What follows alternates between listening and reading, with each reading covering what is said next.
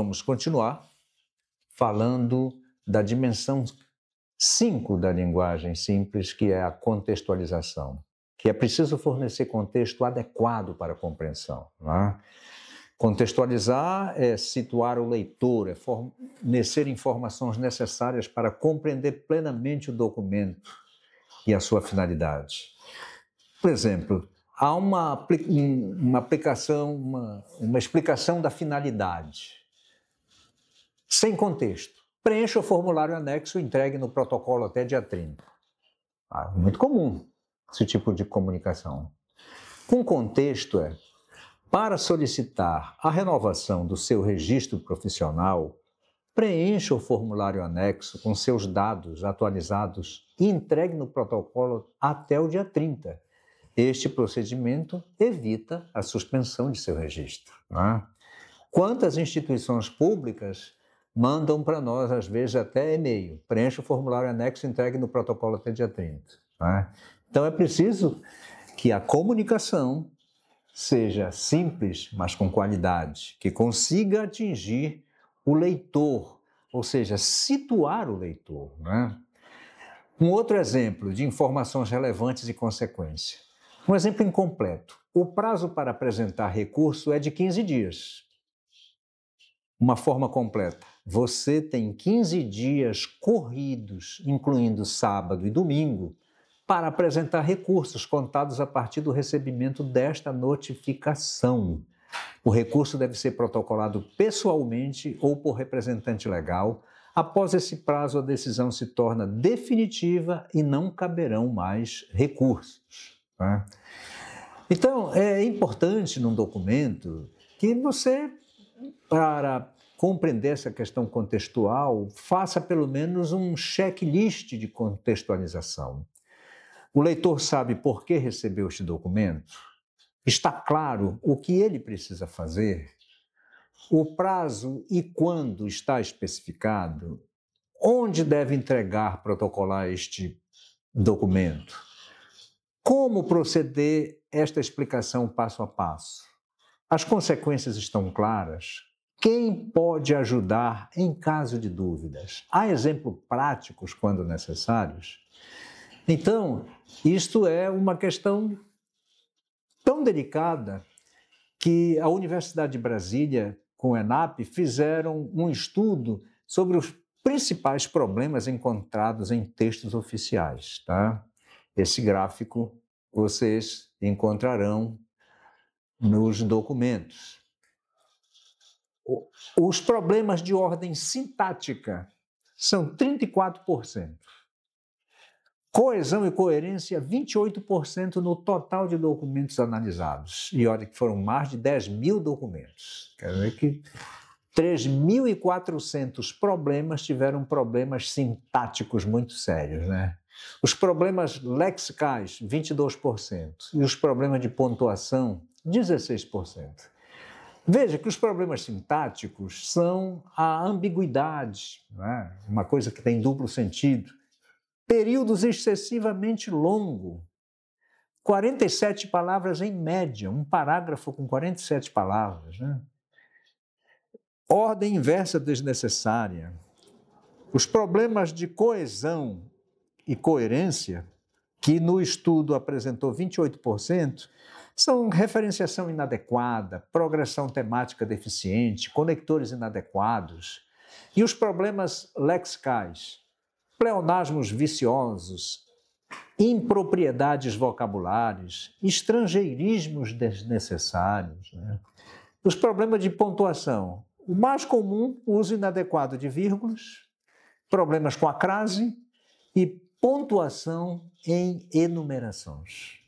Quer dizer, aí é muito sério. Portanto, percebe-se que a revisão gramatical é essencial, porque há alguns erros já identificados, já compreendidos nessa amostra de 10 mil documentos oficiais. A análise sistemática, ela revelou padrões recorrentes de inadequações que comprometem a clareza comunicacional. Os problemas sintáticos, ambiguidade sintática. O servidor comunicou ao chefe que estava doente. O correto é o servidor que estava doente comunicou o fato ao chefe. Os períodos excessivamente longos. Comunica-se que, conforme determinação superior no que se refere aos processos que estão tramitando e que necessitam de análise técnica, os mesmos deverão ser encaminhados ao setor competente. 55 palavras. Pode ficar em 25. Os processos que precisam de análise técnica devem ser encaminhados ao setor competente, conforme determinação superior. Vejam que os problemas de coesão, por exemplo, o órgão analisou as propostas. Estas foram consideradas inadequadas. Como é o correto? O órgão analisou as propostas e as considerou inadequadas. Tá? São simples cuidados que tornam a comunicação muito mais efetivas. Os erros comuns de concordância, de regência, de colocação, você vai descobrir, por exemplo, com sujeitos coletivos. A equipe analisaram. O correto é a equipe analisou. Com porcentagem, 30% foi aplicado. O correto é 30% foram aplicados. Tá? A regência verbal. Informar. Informo-lhe que, pessoa. Informo que, fato. O comunicar. Comunicar algo a alguém. E não comunicar alguém de algo. A colocação pronomial, a próclise obrigatória, não se verificou uma palavra negativa. Quando se analisa conjunção subordinativa, a ênclise, verificou-se que, início de frase, o servidor apresentou-se, após a pausa. Então, esses detalhes gramaticais, que hoje as pessoas muitas vezes esquecem de usar, hoje você pode instruir um programa de inteligência artificial para acompanhar um passo a passo num texto. Uso adequado de pontuação e crase. Vírgula em textos oficiais. Adjuntos adverbiais longos. No período compreendido entre janeiro e março de 2023, foram registrados 1.247 ocorrências. Vírgula obrigatória quando o adjunto ultrapassa 3 palavras e inicia o período. Expressões explicativas. O servidor responsável pelo setor apresentou o relatório. Vírgulas obrigatórias para isolar expressões explicativas. O servidor responsável pelo setor apresentou o relatório. Casos específicos. A crase obrigatória. À medida que, às vezes, há consideração, as folhas, a crase proibida, há processo, há analisar, há uma repartição, a partir de. Por incrível que pareça, esses erros ainda aparecem. Casos especiais em documentos oficiais. Pagamento à vista é uma locução adverbial. A respeito do assunto, sem artigo definido. O correto é permaneço às ordens. Locução com artigo. Vejam que, nesse contexto, ainda existe a observação às normas técnicas da ABNT, né? Que é uma associação de normas técnicas que é responsável pela normatização técnica do país. É fundada em 40, estabelece padrões que garantem uniformidade, qualidade e conformidade com o estándar nacional e internacional. Existem normas que a gente não vai detalhar aqui, que são importantes que uma organização tenha acesso ou que tenha entre seus documentos. Uma norma para referência bibliográfica, para relatórios técnicos, para pareceres jurídicos, que é a norma 6023 de 2018. Né? Para numeração progressiva, aplicado em manuais, em regulamentos, 1.1, 1.1.1, 1.1.1, tem norma para isso, a norma 6024 de 2012.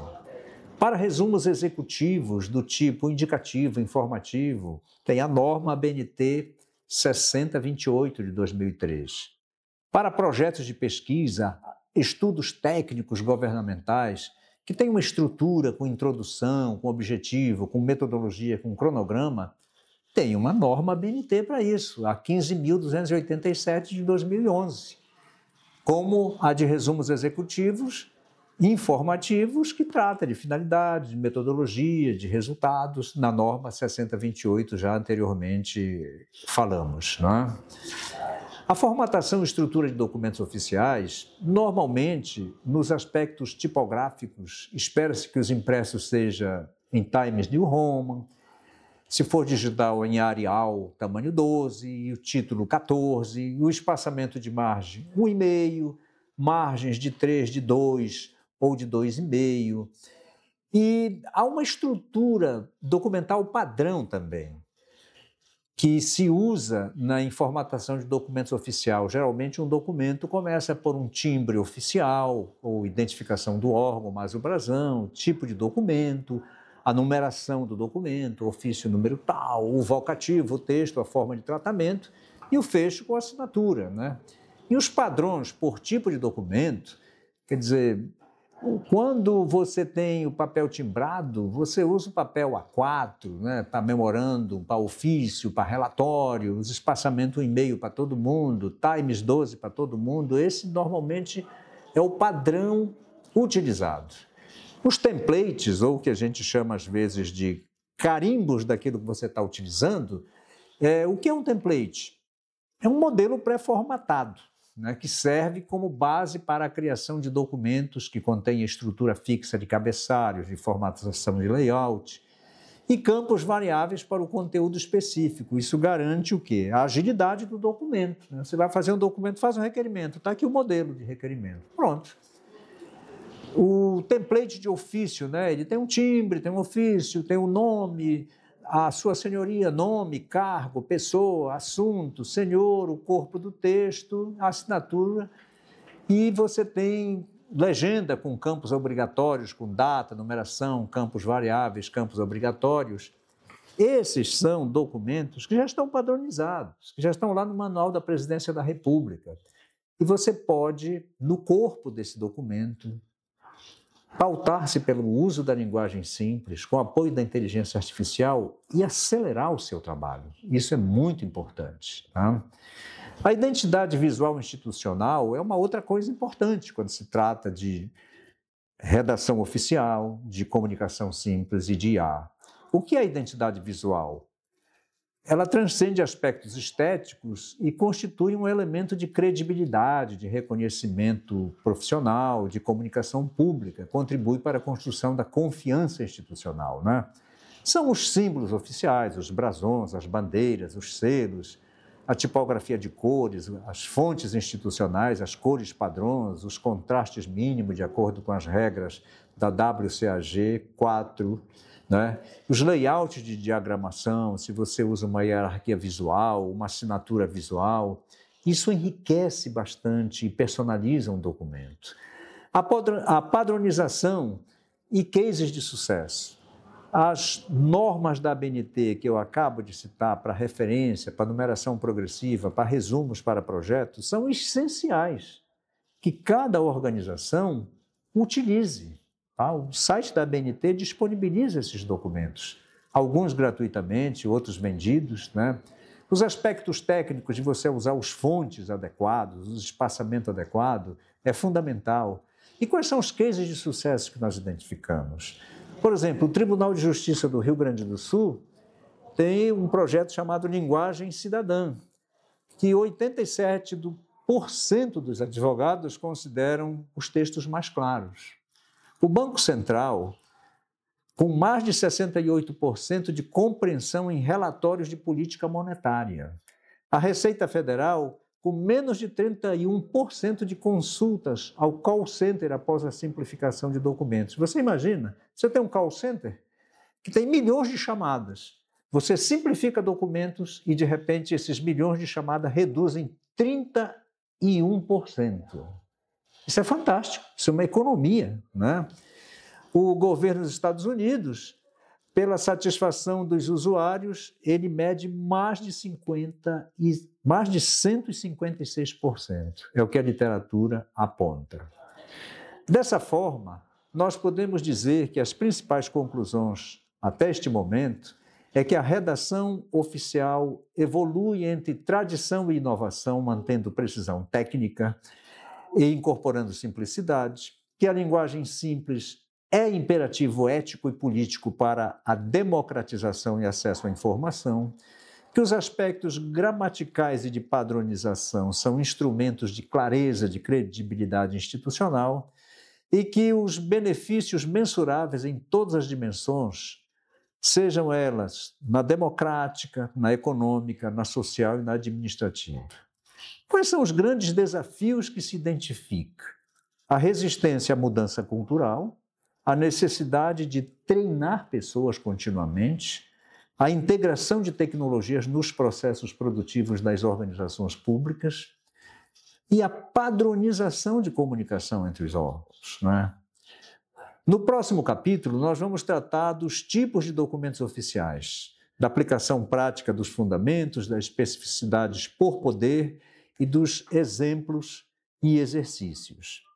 Nós chamamos atenção para o fato de que a modernização da comunicação pública exige engajamento de todos os servidores na implementação de práticas de linguagem simples e clara, dessa forma contribuindo para um Estado mais transparente e acessível. Muito grato e até o nosso próximo encontro.